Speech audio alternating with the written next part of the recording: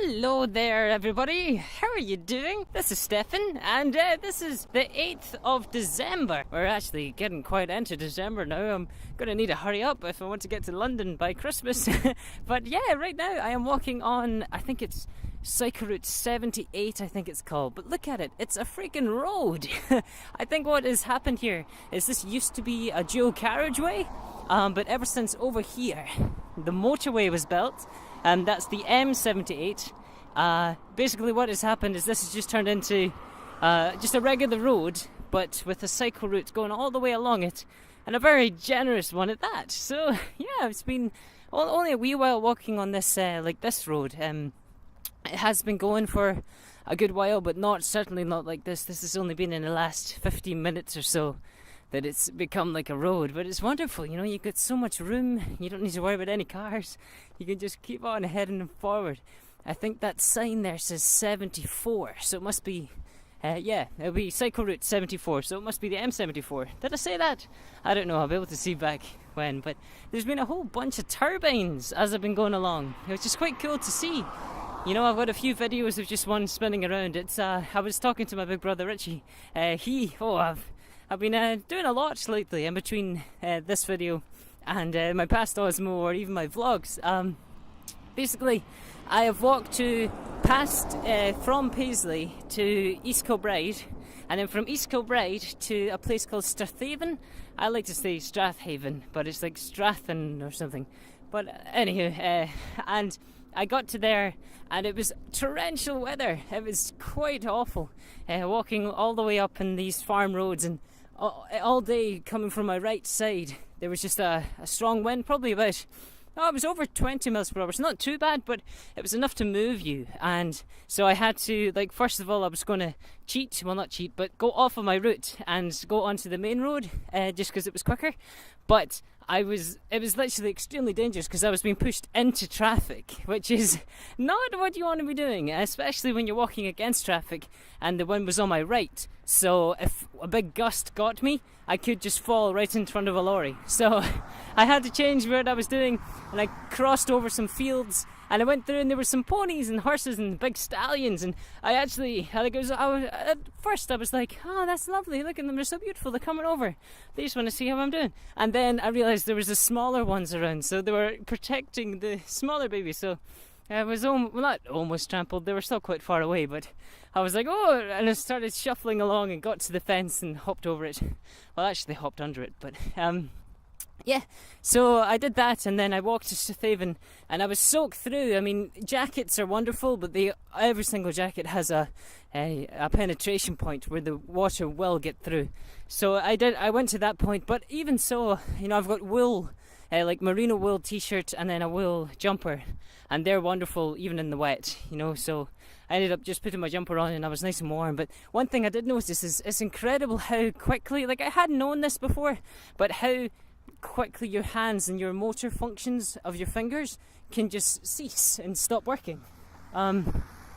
Because I was literally not unable, it was just extremely difficult to unzip my jacket, and then I tucked in my jumper into my trousers, and just to put the button back on in my trousers took like 5 minutes, and I'm not exaggerating, it took that long. And it was just like all the strength I could muster. It's funny, you know, just the very end, like you can still feel the strength in your arms, but right in the ends of your fingers you just can't quite do something. So I ended up going to a cafe and got a cup of coffee, and I think I got some scampi as well. I just got a good meal in me, and Richie came from Linlithgow and picked me up. So it was just over an hour. It was like an hour and 4 minutes it said on maps, so it took him like an hour and 10 or so. And he came and picked me up, which was very generous of him, because I didn't have a place to stay. And I'd actually originally wanted to get to a place called Abington, which is where I'm walking to today, and to be honest, there was no way I was going to do it, because I've already walked, hold on, this is going to go all funny, but 19.78 kilometres, and I've walked from Strathaven today. So, you know, if I'd already walked 20, that would be 40, and I've still got another about 10 kilometres to go, so that would have been like a probably over 50 kilometre day.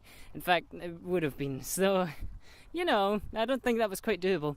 It's just because the way I planned it out is like 8 hours walking every day, and I left Ewan's from Paisley at about 12 p.m. So I missed those 3 hours because I like to kind of start at 9 a.m. So just missing those 3 hours and getting into darkness, it's affected everything else. But it's okay because I've actually begun using couch surfing, and actually I knew about it, but I hadn't managed to get a host yet. But I did. I managed to get one in East Kilbride. It was wonderful. A lovely guy called Sean. I think his second name is McDuff. It could be, or McNutt. Yeah, McNutt. He hosted me. He'd never hosted anyone before, and I'd never have been hosted before, so it was quite cool. And his girlfriend was there too, Agatha. She was lovely, and they were both wonderful. Honestly, I was so happy to have them as my first host. It's really given me a perfect viewing of what couch surfing can be like. And it's just people give you a place to stay for the night, like weary wanderers like I am, get a bed to sleep in. And usually it is a couch, but I actually had a double room, which is wonderful. So I was in there overnight, 2 nights ago, and then I walked from their house to Strathaven, and then Richie picked me up, and then I stayed in Linlithgow. Thank you, Ben and Stephanie. Richie's staying with them right now, and they said it was cool for me to stay there too, so just for the night. And then today I'm walking to Abington, and I've got a wee hotel there. And then from Abington I'm walking to Moffat, and then from Moffat to a place called Carlisle Bridge. And I'm staying in B&Bs there in both of those places.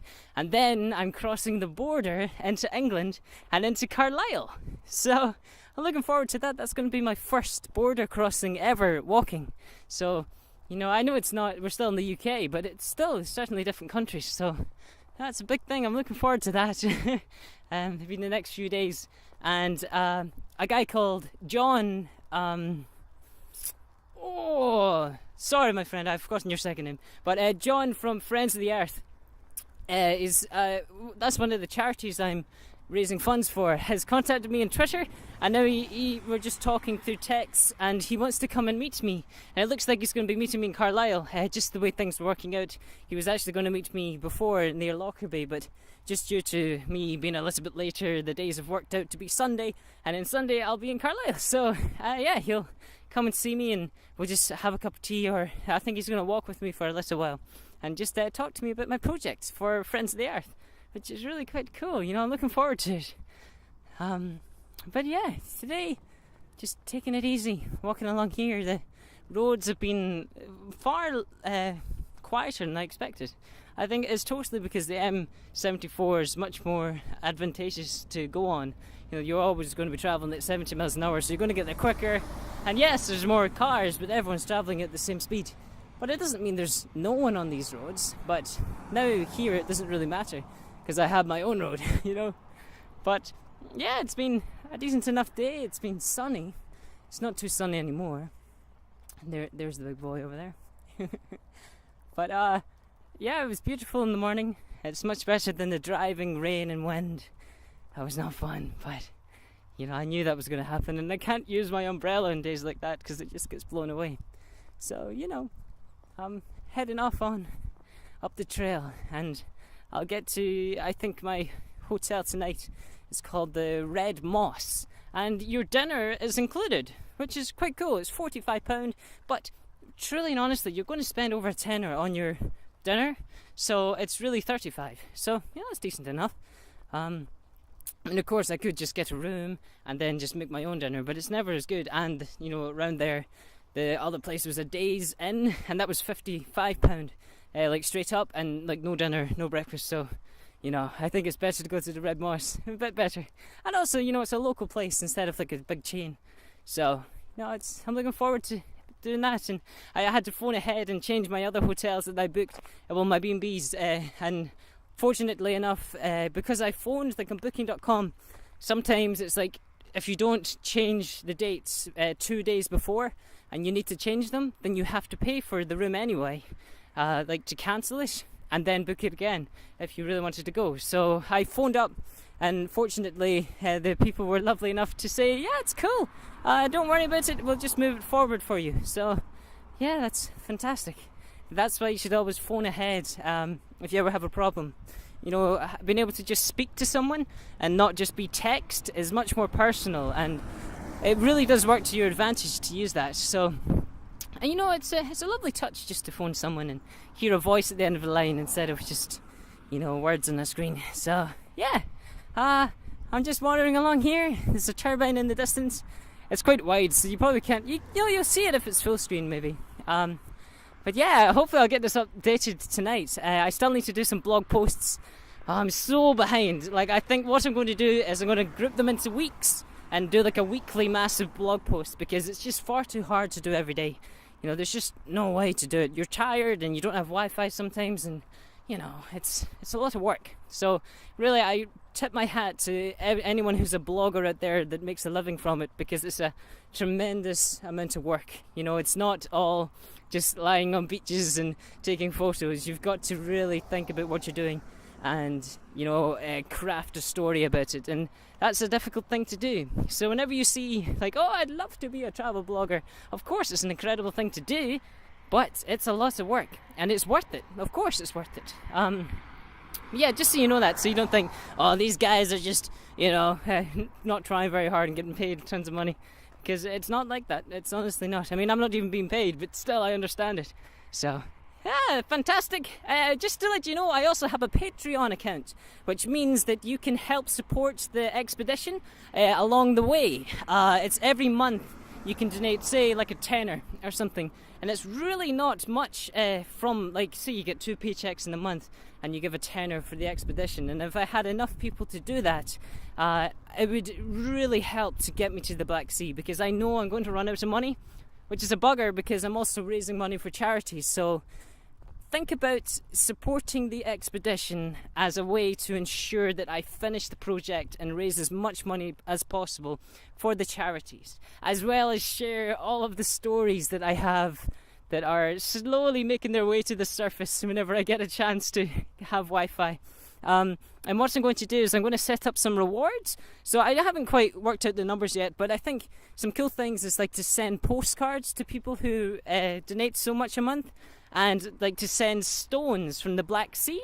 That'd be another cool thing. And also I have stones from my hometown and down in Campbelltown at Southend. Some of you will know where that is, and others that don't. It's like a way down the bottom of Argyll, which is the county I'm from.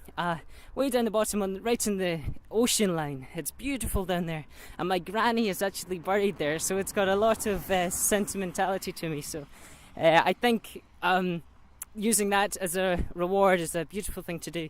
And there'll be other things I'll think of, even like a Google Hangout or a phone call or something, if you wanted to do that. I don't know. I just think it's cool. So please, if you happen to have a spare, even a fiver, like anything helps, just to keep the expedition going. And at the end of it, if there's anything extra, what I'll do is I'll put it directly to the charities, because, you know, that's why I'm doing this. Well, it's not the only reason, but it's one of the main reasons. So yeah, if you feel like that's something you would like to support, then I would be incredibly grateful for you to do it. But yeah, that's it. Today I'm wandering along, and I'm looking forward to get to my hotel and I can chill out and get a blog post up, and I'll upload this. Hopefully they have decent Wi-Fi. There's 3G everywhere here, and it's so weird, you know. I'm so used to being in Argyll and just having like GPRS, and things take ages, and you know, even like up in the north there was barely ever 3G except from like Fort William or Inverness. So, you know, I'm just using it up, trying to update Instagram and that kind of stuff, and you know, using couch surfing like as I'm walking, which is quite cool. But yeah, when I get into England, I'm looking forward to actually stay with a whole bunch more hosts, because, you know, there's 55 million people in England and 5 million in Scotland, so I think there's a little bit more chance of getting somewhere to stay. So yeah, that's all today. Hope you've enjoyed your wander with Stefan. I don't think I introduced it like that, did I? But I think this is number 6. But to be honest, it's going to be like number 3, 4, because I've got other ones behind, but I'll upload this as quickly as I can. But yeah, I hope you enjoyed this, and I'll see you on the next one. Explore your wonder.